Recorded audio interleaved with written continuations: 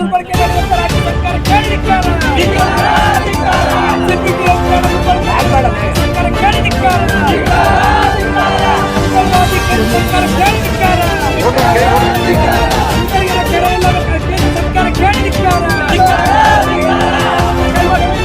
ಸರ್ಕಾರ ಕೇಳಿದಿಕ್ಕಾರ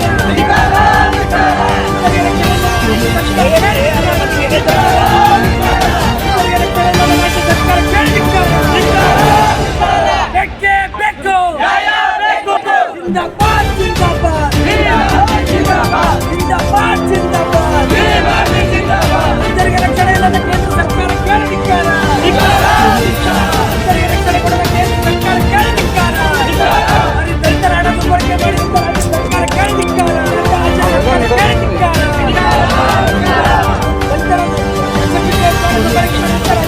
ಕೇಳಿದಿಕ್ಕಾರ ಕಳೆದ 25 ವರ್ಷಗಳ ಶೀಘ್ರವಾಗಿ ಭರ್ತಿ ಮಾಡಬೇಕು. ಬೇಡಿಕೆ ನಂಬರ್ 4 ಖಾಸಗಿ ವಲಯದಲ್ಲಿ ಮೀಸಲಾತಿ ಜಾರಿಗೆ ತಂದು ಕಡ್ಡಾಯವಾಗಿ ನೇಮಕಾತಿ ಮಾಡಿಕೊಳ್ಳುವಂತೆ ರಾಜ್ಯ ಮತ್ತು ಕೇಂದ್ರ ಸರ್ಕಾರಗಳು ಮುಂದಾಗಿದೆ. ಕರ್ನಾಟಕ ರಾಜ್ಯ ಹೋರಾಟದ ಮತ್ತು ಮಾಜಿ ದೇವಾಲಯ ಮಕ್ಕಳ ಬಾಕಿ ಉಳಿದಿರುವ ದೇವಾಲಯ ಸೇವೆ ಮಾಡಲು ಕ್ರಮ ಕೈಗೊಂಡು ಅವರಿಗೆ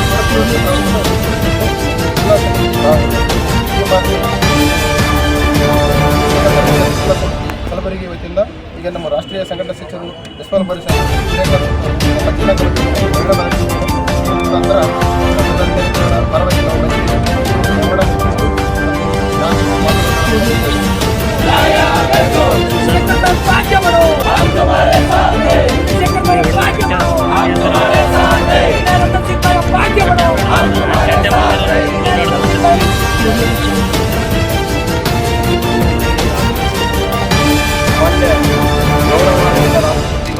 ರಾಷ್ಟ್ರಪತಿ ಭವನ ನವದೆಹಲಿಯವರಿಗೆ ಬರೆದಿರತಕ್ಕಂಥ ತಮ್ಮ ಬೇಡಿಕೆಯ ಮನವಿ ಪತ್ರವನ್ನು ಮಾನ್ಯ ಜಿಲ್ಲಾಧಿಕಾರಿಗಳ ಮುಖಾಂತರ ಇಂದು ನಾನು ಮಾನ್ಯ ಜಿಲ್ಲಾಧಿಕಾರಿ ಕಚೇರಿಯ ಸಹಾಯಕ ನಿರ್ದೇಶಕರಾಗಿದ್ದು ಮಾನ್ಯ ಜಿಲ್ಲಾಧಿಕಾರಿಗಳ ಪರವಾಗಿ ತಮ್ಮ ಮನವಿ ಪತ್ರವನ್ನು ಸ್ವೀಕರಿಸಿ ಅತಿ ಶೀಘ್ರದಲ್ಲಿ ಮಾನ್ಯ ರಾಷ್ಟ್ರಪತಿಗಳಿಗೆ ಗಮನಿಸಿರತಕ್ಕಂಥ ಆಶ್ವಾಸನೆಯನ್ನು ನೀಡಿ ನಮ್ಮ ಮನವಿ ಪತ್ರವನ್ನು ನಾನು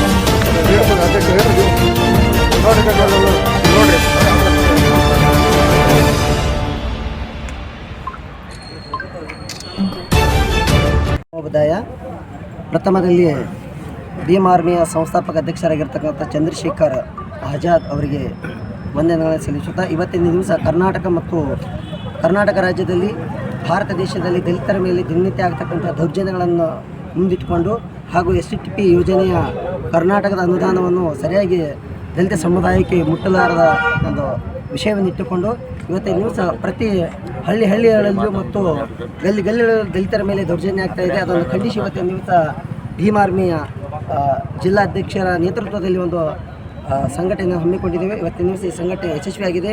ಮುಂದಿನ ದಿನಮಾನಗಳಲ್ಲಿ ದಲಿತರಿಗೆ ಒಳ್ಳೆಯ ನ್ಯಾಯವನ್ನು ಒದಗಿಸಲೇನೆಂದರೆ ನಾವು ಇಡೀ ರಾಜ್ಯಾದ್ಯಂತ ಹೋರಾಟವನ್ನು ಹಮ್ಮಿಕೊಳ್ತೀವಿ ಅಂತಂದು ಈ ಮುಖಾಂತರ ತಿಳಿಸಕ್ಕೆ ನನ್ನ ಹೆಸರು ರವೀಂದ್ರ ಧಾನ್ಯವರ ತಂದು ಭೀಮ್ ಆರ್ಮಿಯ ತಾಲೂಕು ಅಧ್ಯಕ್ಷರು. ಎಲ್ರಿಗೂ ಜೈಭೀಮ್. ಇವತ್ತು ಭೀಮ್ ಆರ್ಮಿ ಜಿಲ್ಲಾ ಸಮಿತಿ ಕಲಬುರಗಿ ವತಿಯಿಂದ ಏನು ಬೃಹತ್ ಪ್ರಮಾಣದ ಹೋರಾಟ ಮಾಡ್ತಾ ಇದ್ದೀವಿ. ಕಾರಣ ಏನಪ್ಪ ಅಂತಂದರೆ ಕೇಂದ್ರ ಮತ್ತು ರಾಜ್ಯ ಸರ್ಕಾರದ ದಲಿತರ ಮೇಲೆ ನೀತಿ ಖಂಡಿಸಿ ನಾವು ಹೋರಾಟ ಮಾಡ್ತಾ ಇದ್ದೀವಿ. ತಮಗೆಲ್ಲ ಗೊತ್ತಿರುವ ಹಾಗೆ ಈ ದೇಶದಲ್ಲಿ ಮತ್ತು ರಾಜ್ಯದಲ್ಲಿ ದಲಿತರ ಮೇಲೆ ದಿನನಿತ್ಯ ದೌರ್ಜನ್ಯಗಳಾಗುತ್ತವಾದರೆ ಕೇಂದ್ರ ಸರ್ಕಾರ ಮತ್ತು ರಾಜ್ಯ ಸರ್ಕಾರ ಈ ದಲಿತರಿಗೆ ರಕ್ಷಣೆ ಕೊಡುವಲ್ಲಿ ಸಂಪೂರ್ಣವಾಗಿ ವಿಫಲವಾಗಿ ಅಂತ ಹೇಳ್ಬೋದು. ಈಗ ಅದೇ ಥರ ಈ ನಮ್ಮ ಕರ್ನಾಟಕದಲ್ಲಿ ಪ್ರತಿದಿನ ಒಂದು ಮಿನಿಮಮ್ 6 ಪ್ರಕರಣಗಳು ಇವತ್ತಿನ ದಿನ ದಾಖಲೆಗಳಾಗ್ತಾವೆ. ದಲಿತರ ಮೇಲೆ ದೌರ್ಜನ್ಯ ಆಗಿರ್ಬೋದು ಮತ್ತು ಅಟ್ರಾಸಿಟಿ ಕೇಸ್ ಇವೆಲ್ಲ ಪ್ರತಿದಿನ ಒಂದು 6 ಕಂಪ್ಲೇಂಟ್ ಇವತ್ತಿನ ದಲಿತರ ಮೇಲೆ ಆಗ್ತದೆ. ರಾಜ್ಯ ಸರ್ಕಾರ ಏನು ಮಾಡ್ತಾ ಇದೆ? ಈ ರಾಜ್ಯದಲ್ಲಿ ಪ್ರಥಮವಾಗಿ ಬೆಂಗಳೂರು ಮತ್ತು ಪ್ರಥಮ ಸ್ಥಾನದಲ್ಲಿದೆ ಪ್ರಕರಣಗಳು ದಾಖಲಿಸುವಲ್ಲಿ. ಮತ್ತು ಸೆಕೆಂಡ್ ನಮ್ಮ ಗೃಹ ಮಂತ್ರಿ ಆಗಿರುವಂಥ ಪರಮೇಶ್ವರ್ ಅವರ ಒಂದು ಸೆಕೆಂಡ್ ಸ್ಥಾನದಲ್ಲಿದ್ದರೂ ಕೂಡ ಅದೇ ಜಿಲ್ಲಾದವರು ಗೃಹ ಮಂತ್ರಿ ಆಗಿದ್ದರೂ ಕೂಡ ಅಲ್ಲಿ ದಲಿತರಿಗೆ ನ್ಯಾಯ ಇಲ್ಲ ಅಂತಂದು ನಾನು ಈ ವೇದಿಕೆ ಮುಖಾಂತರ ಹೇಳ್ತಾ ಇದ್ದೀನಿ. ಇದೇ ರೀತಿಯಾಗಿ ಮಾನ್ಯ ಉತ್ತರ ಪ್ರದೇಶದಲ್ಲಿ ಮೇರಠ ಗ್ರಾಮದಲ್ಲಿ ಏನೋ ದಲಿತ ಹೆಣ್ಮಕ್ಳ ಮೇಲೆ ದೌರ್ಜನ್ಯ ಮಾಡೋ ಸಲುವಾಗಿ ಮಾಡ್ತಾಯಿದ್ರು ರಾಠೋಡ್ ಸಮುದಾಯದವರು. ಆ ಒಂದು ಹೆಣ್ಮಗಳಿಗೆ ಬಚಾಯಿಸೋ ಸಲುವಾಗಿ ತಾಯಿಯನ್ನು ರಕ್ಷಣೆ ಮಾಡ್ಕೋತಾಳೆ. ಆವಾಗ ಕೂಡ ಆ ತಾಯಿಯನ್ನು ಕುತ್ತಿಗೆ ಕಟ್ ಮಾಡಿ ಆ ಹುಡುಗಿಗೆ ಅಪಹರಣ ಮಾಡಿ ಒಯ್ದಿರುವಂಥ ಘಟನೆ ಉತ್ತರ ಪ್ರದೇಶದಾಗಿರ್ತದೆ. ಆ ಒಂದು ನೊಂದ ಕುಟುಂಬಕ್ಕೆ ನಮ್ಮ ಭೀಮ್ ಆರ್ಮಿ ಸಂಘಟನೆ ಸಂಸ್ಥಾಪಕರಾಗಿರುವಂಥ ಚಂದ್ರಶೇಖರ್ ಆಜಾದ್ ಭಾಯಿ ಅವರು ಆ ಕುಟುಂಬಕ್ಕೆ ನ್ಯಾಯ ಒದಗಿಸಿಕೊಡ್ಬೇಕಂತ ನಿಟ್ಟಿನಲ್ಲಿ ಹೋರಾಟ ಮಾಡಿದ್ರೆ ಅಲ್ಲಿನ ರಾಜ್ಯ ಸರ್ಕಾರ ಹೋರಾಟಕ್ಕೆ ಕಡಿವಾಣ ಹಾಕಿ ಈ ನೊಂದ ಕುಟುಂಬಕ್ಕೆ ನ್ಯಾಯ ಕೊಡುವಲ್ಲಿ ರಾಜ್ಯ ಸರ್ಕಾರ ವಿಫಲವಾಗುತ್ತೆ ಅಂತ ಹೇಳ್ಬೋದು.